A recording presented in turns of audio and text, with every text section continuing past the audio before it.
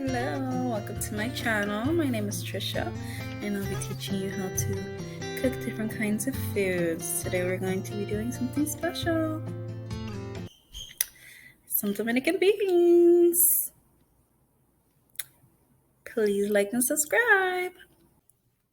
So here you see ingredients. You can add or take away things. Things you don't see on here is water. You'll need water. If you want to add green plantains, you can go ahead and do that. If you want to add green olives, I love adding that. I just don't have any today. And garlic. Garlic cloves, the whole pieces. You can mash them and put them in there, or you can use garlic paste. I would do about 2 garlic cloves, and then the garlic paste, just about a half a tablespoon, not too much. And the way you see my onions, green peppers, and squash cut up, you don't have to do it my way. I don't eat them in the end, so it's just easier for me to pick them out, as well as the cilantro and culantro. I put them in there whole just so I can pick it out easier. But if you like to eat these things, you can dice them up, slice them up. So for the ingredients, you did see on the previous screen what they do look like. You will be using salt. I only use a pinch of salt. After I add everything, I taste to see if it needs salt. Sometimes it doesn't, and sometimes just a little bit. You will need oil. So I like to use olive oil for my beans. You can use vegetable oil, canola oil. I've never tried it with coconut oil, avocado oil, but if that's what you like, you can go ahead and use those.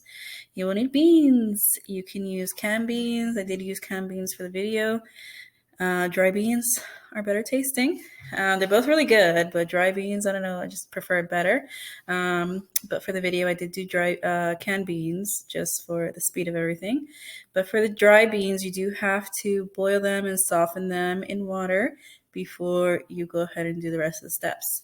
You can use any kind of beans. There is black beans, which is what we're doing in the video. There's red beans, there's Roman beans, pinto beans, lentils, or white beans.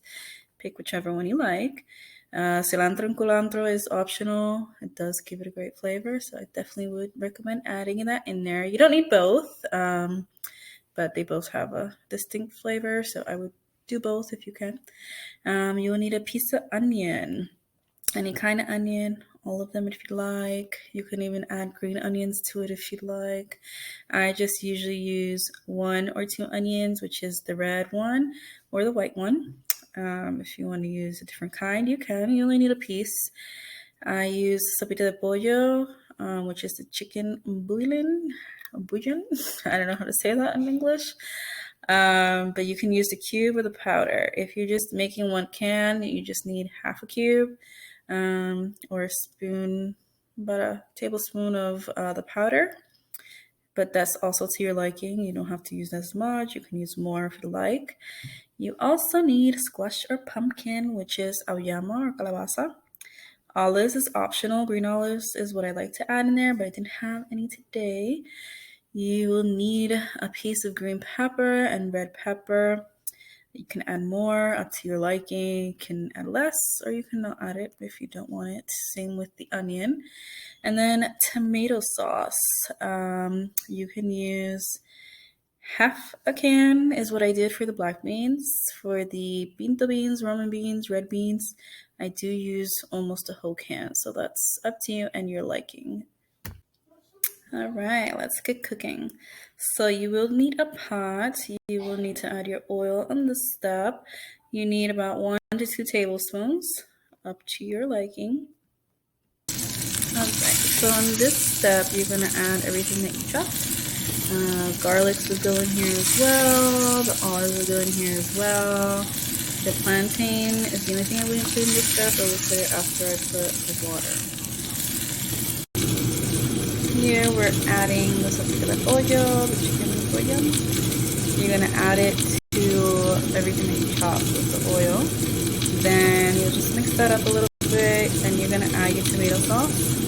Stir it all together. Give it about stirring so it can get all hot together. Tomato sauce grab all the flavors from the vegetables and sopita.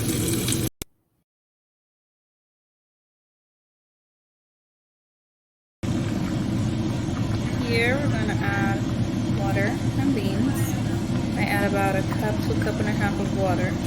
You can add more or less depending on how thick you want it. If you want it a little more watery, liquidy, you can add 2 cups. If you want it more thicker, 1 cup. So I like it right in between, not too thick, not too watery, like soupy consistency. So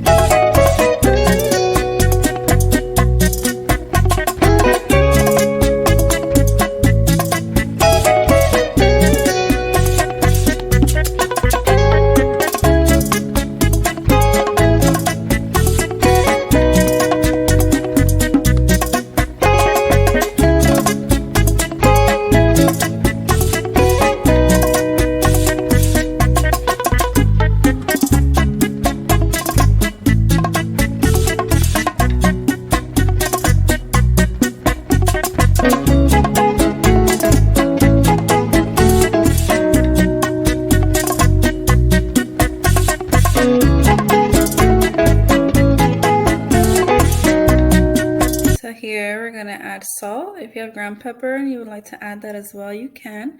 I use just a little pinch of salt. Do taste your beans before adding salt. You don't want to oversalt the beans. So you add salt to your liking. I didn't need too much. Everything that I put already gives it enough flavor.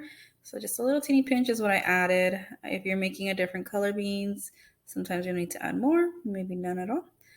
But do taste it before adding salt. And pepper is up to your liking.